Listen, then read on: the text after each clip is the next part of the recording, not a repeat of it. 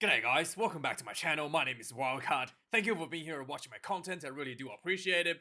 You are here today because it's Tuesday and it's time to read some rugby news. So a few days ago, big news came out of Rugby Australia.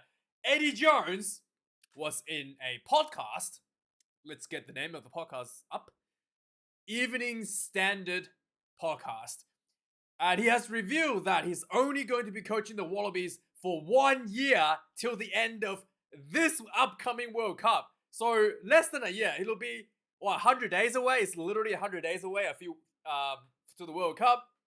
So yeah, he'll be coaching the Wallabies for about 130 days or so, and he's done. He's done with the Wallabies already. He's signed with a deal with Rugby Australia for 5 years, and that includes the Lions tour in 2025 and the next Rugby World Cup, okay? So he's in a prominent position to take the Wallabies for some big periods, right? And yeah, he has come out and declined to take the gravy and call it after the World Cup. Well, his reasoning was that, he's been in a situation like this before. He's made a mistake before, stayed for too long. So he thinks that after this World Cup, whether you win or lose, it's time for him to go. Yeah, it has led to a lot of speculations online, obviously. People saying Eddie Jones is just playing games. But the speculation from Sydney Morning Herald is that, not Sydney Morning Herald, the speculation is that this has something to do with Andy Marinos, who is the CEO of Rugby Australia, who just resigned a couple weeks ago. It's something to do with him resigning because him and Eddie Jones are good friends. So something to do with that. And yeah, and that's the speculation. But I mean, I don't know about you. There is a massive tsunami coming to Rugby Australia. I don't blame Eddie Jones wanting to abandon ship. I think Eddie Jones signed with Rugby Australia and realized there's a bunch of idiots working there, and he has really no interest in working with a bunch of idiots every day. You know, watching the Wallabies sink lower and lower in the world. Quite frankly, Eddie Jones going into the job has already reviewed that the developmental paths for Rugby Australia, for the game of rugby in Australia is really poor. That's the reason why Eddie Jones wants to bring in rugby league players, because if he thinks that the developmental that the rugby league has is actually good enough to bring out professional rugby players, and rugby union don't actually have that in Australia. That's why he wants to bring in rugby league. But also, there's a lot of stupid things like Joseph Suaalii deal. Eddie Jones has absolutely no interest in Joseph Suaalii. He has talked repeatedly when asked by the media that he doesn't really care because Suaalii is not going to be playing in the current World Cup, so he doesn't really think about him as a part of anything. He has no opinion, essentially, with Joseph Suaalii signing. And if you don't know the Joseph Suaalii signing, Joseph Suaalii, you probably don't know who he is. He's a 19-year-old who plays rugby league in Australia, and Rugby Australia has offered 4.8 million, the highest ever, to a 19-year-old to create media attention for rugby in Australia. Yeah, that's how they're promoting the sport, by offering some teenager outrageous money to play rugby union. Joseph Suaalii, I watched him play in rugby league. He can't tackle. He drops the ball all the time. He's not even good enough to play State of Origin. And Rugby Australia thinks this is worth the biggest payday ever in the history of rugby in Australia to offer him the kind of money. So I was speaking to some fellows in the gym the other day, and he reckons this is just like Australian rugby has put themselves in such a bad position after this deal. He reckons like the ship is gonna go like nose down, because if you offer a 19-year-old $4.8 million over 3 years, someone who's actually good at the rugby at the moment, how are they going to take anything less than that? If anybody's going to take anything less than that. And Eddie Jones knows this. He knows that not only that he's going to be forced to play Joseph Suaalii, no matter how bad he is, in the Wallabies, he's going to be forced to do so because Suaalii is such a huge investment. They have to make him play, even if he's trash, okay? Because they've put the money into him already. So Eddie Jones realizes that. He's probably don't want to deal with that. And secondly, right, the talent in the Rugby Australia are going to be thinner and thinner and thinner going into the next few years. More and more players are going to be leaving for bigger money overseas, right? And Rugby Australia has a stupid thing, okay, called the Giteau's Law, where you have to play domestically to be selected for the Wallabies. So the talent pool that is available for Eddie Jones will be thinner and thinner and thinner every year because Rugby Australia will not actually be able to match the pay they've given to Swali'i. Because it's financially not viable to pay people that much money to play rugby in Australia. That's why the Giteau Law exists. The Giteau Law exists because Rugby in Australia cannot match the money that France and European countries are paying for the players because the market is a lot smaller here in this region.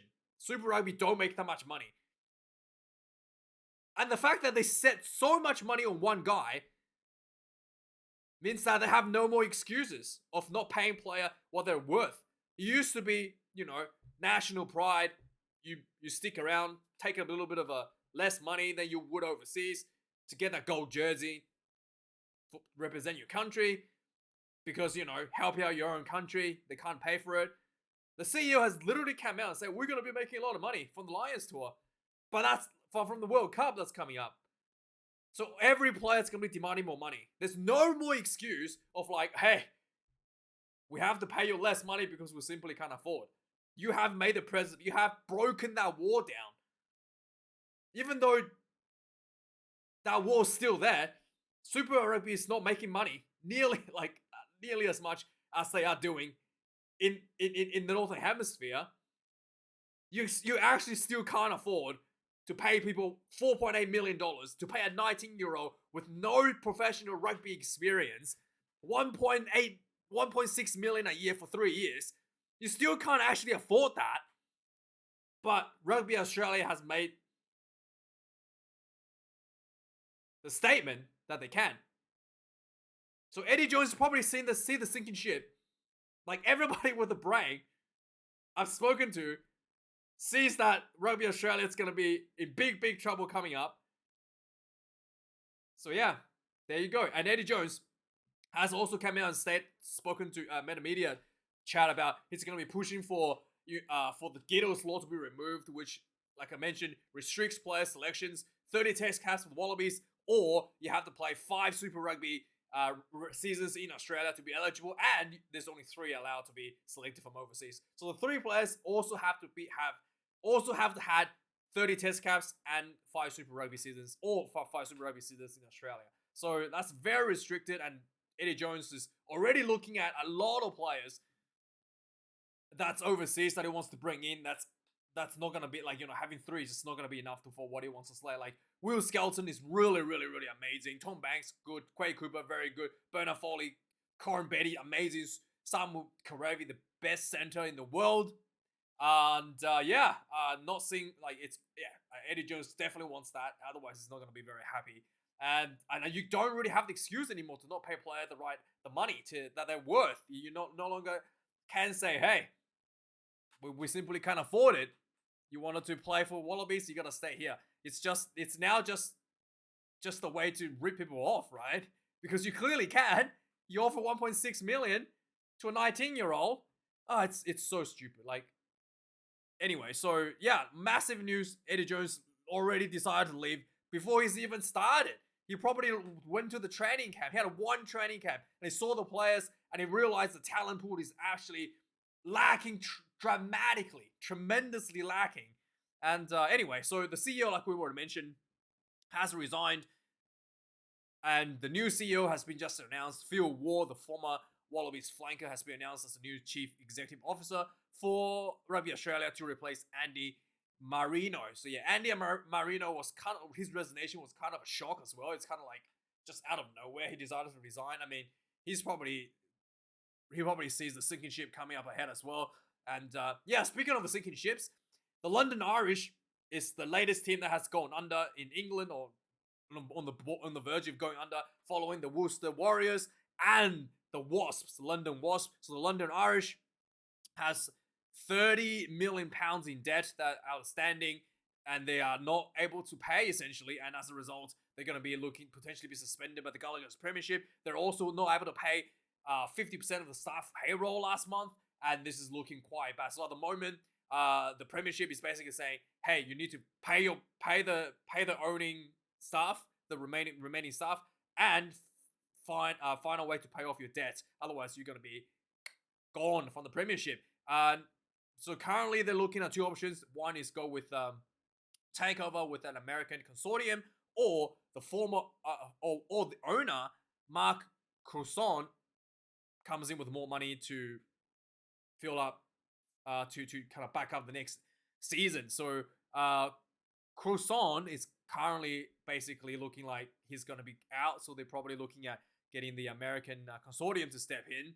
And as all this thing was happening, they were also hit with a tax bill. Apparently they haven't been paying taxes, so the Revenues Office has called up the club saying that they had outstanding revenue that wasn't being paid, and as a result, Bill Sweeney, the CEO of RFU, kind of in a bit of trouble at the moment because he has overseen a number of clubs going under this year, and he's done a pretty poor job in English rugby. And as a result, I'm trying to find the article here.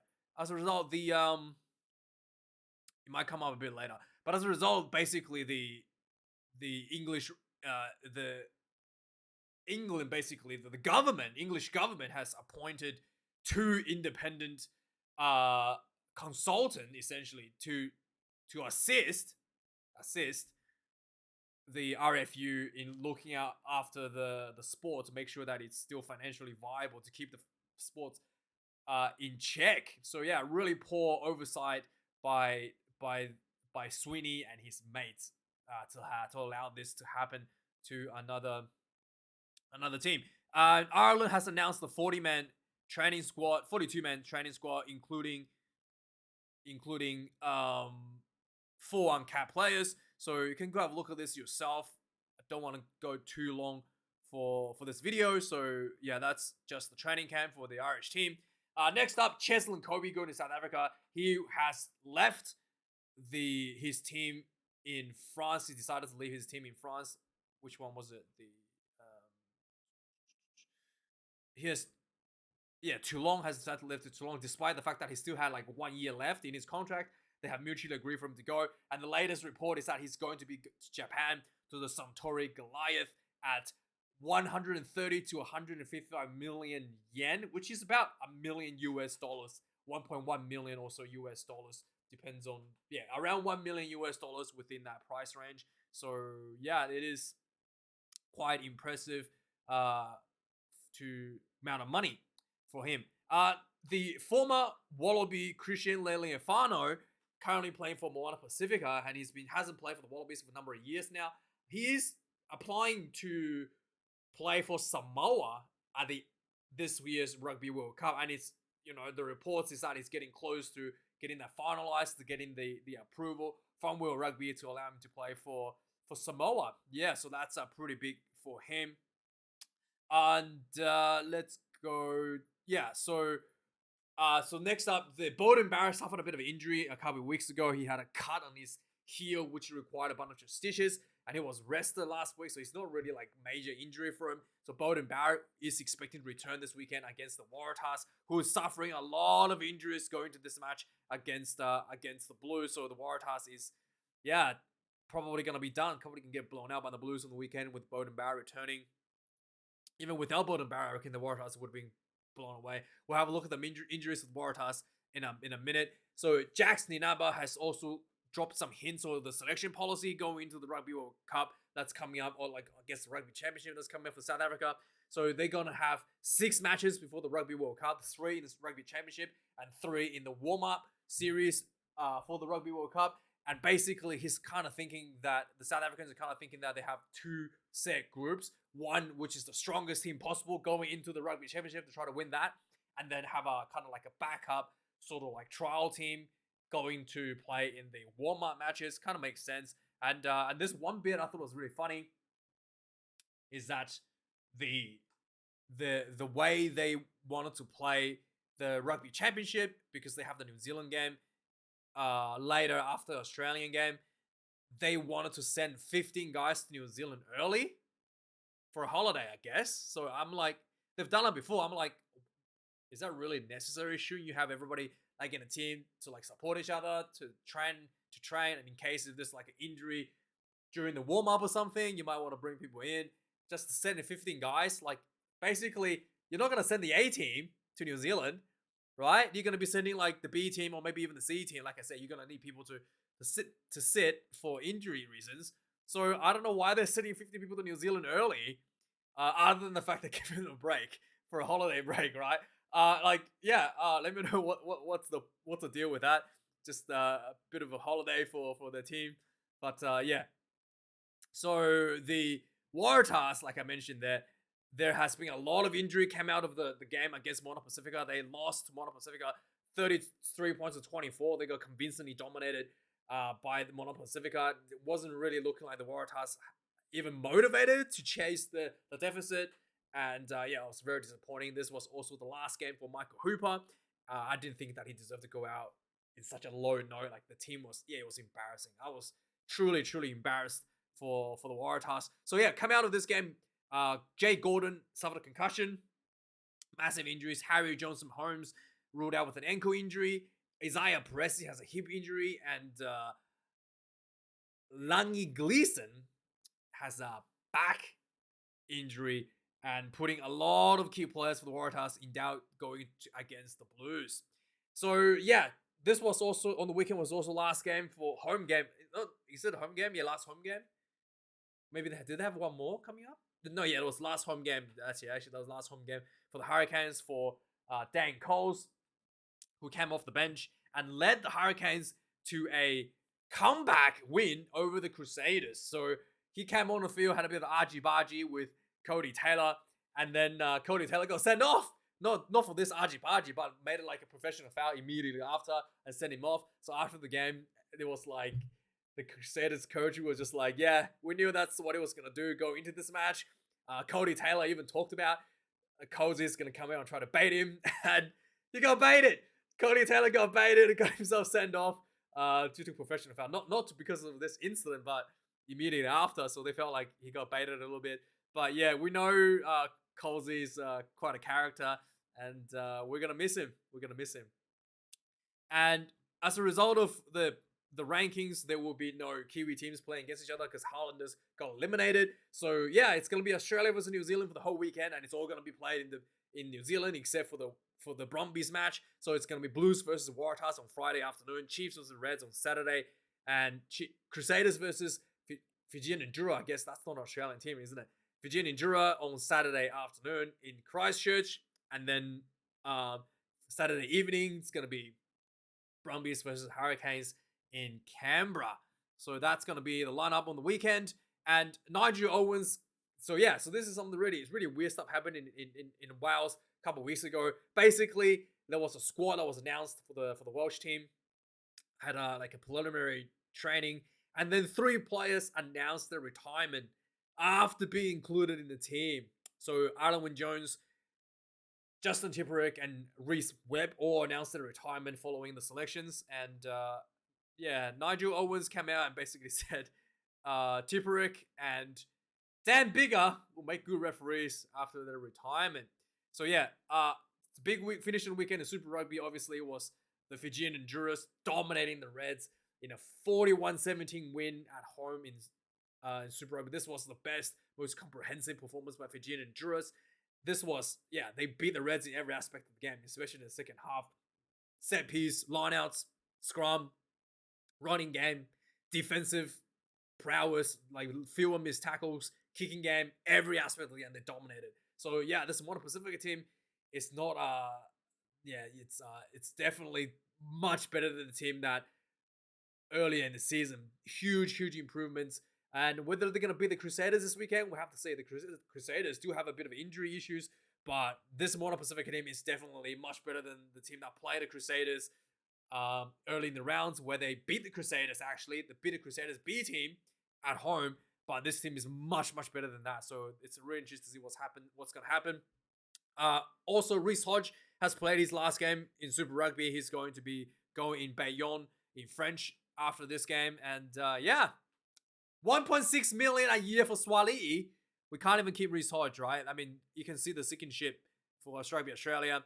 So yeah, like I said, UK government, we're talking about this, sending independent advisors. One is the Rugby League, Football League, former Rugby Football League, so that's Rugby League.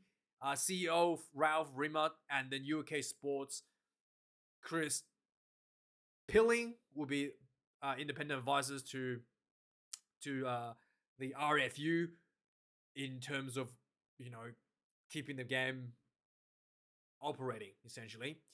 And the Fijian Drua obviously is seeing a lot of players leaving their team at the end of the year. A lot of players going overseas, kind of use the Endurance as a springboard, I guess. There was, I think, 8 or how many people are leaving after the season. But the CEO from Fijian Drua, Mark Evans, came out and basically said, hey, we've already filled our recruitments for next season. We're not actually worried about the players leaving. The only one that they got a new player, they got one new player. Ipeli Momo was returning to Fiji.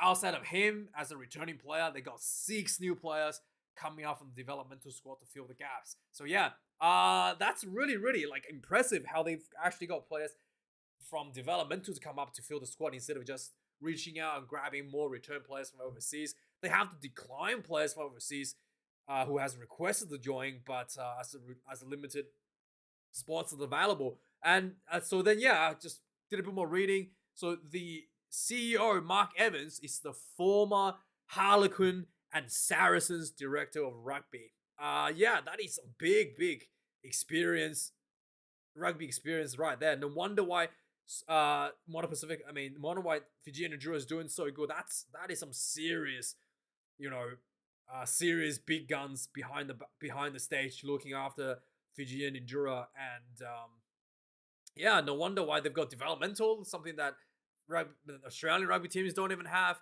and they've got, you know, a clear huge improvement coming up this year. So man, this is really, really, really good news for Fiji rugby. So next, so obviously the Reds are losing Brad Thorne to the end of the year, a really lackluster season. They already and as a result, Toutai Kefu has thrown his hat in, a former player for the Wallabies and the Reds, wants to take a chance at the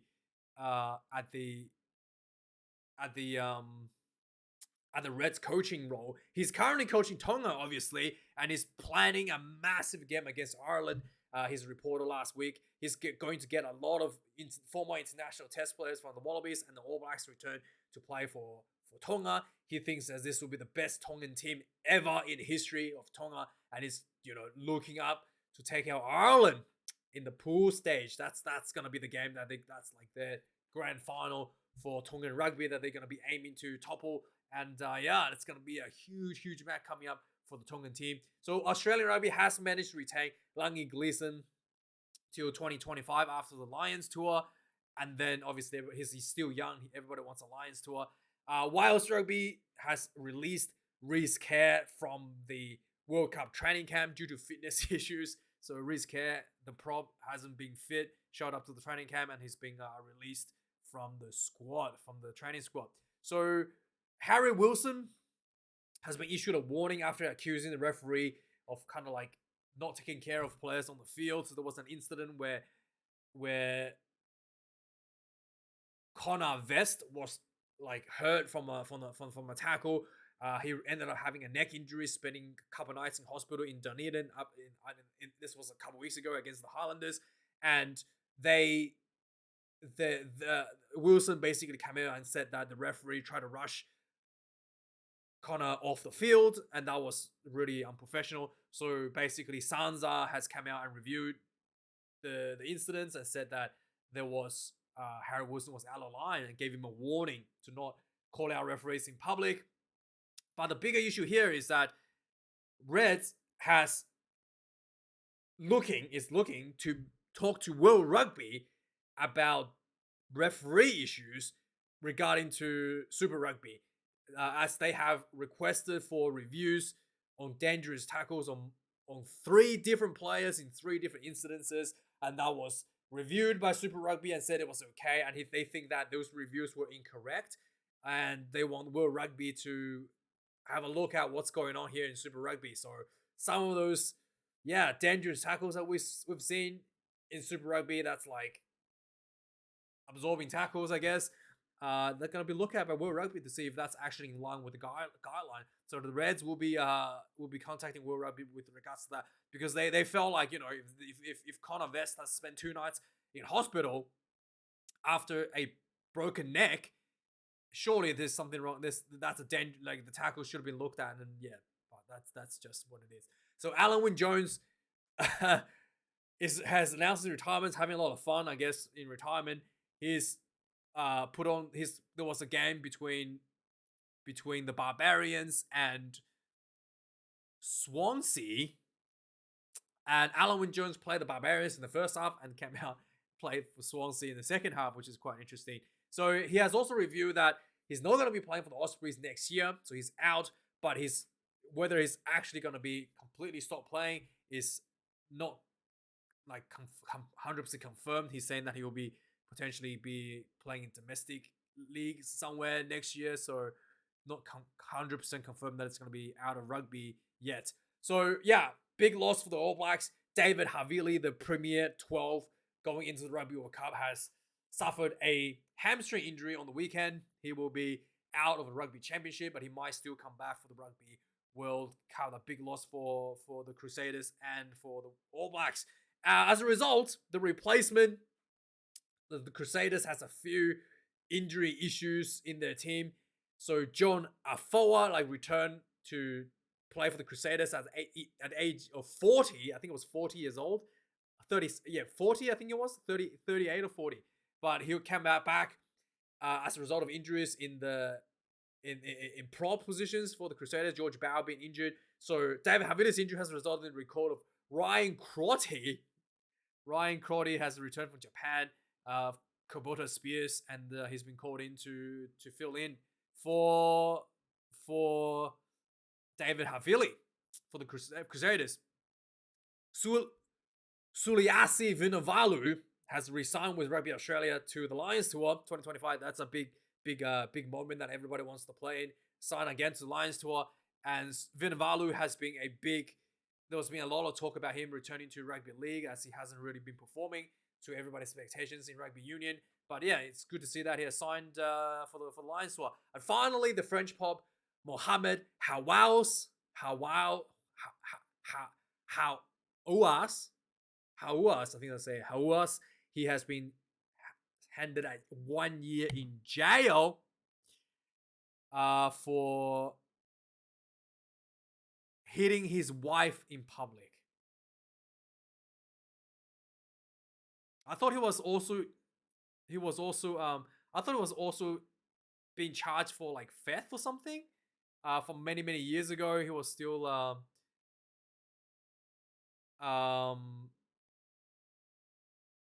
thought he was getting sued for stealing or something. But he's hit his wife in public. He's going to jail for 1 year. And when is this going to be happening?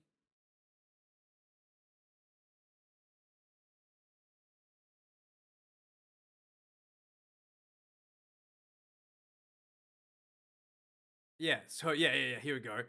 He's already got a 18-month sentence for armed robbery. So he's already got 18 months in armed robbery, and then he gets caught in camera for punching his wife, and he's that's gonna be a long time in jail, dude.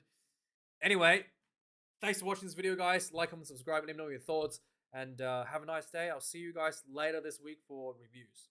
Cheers.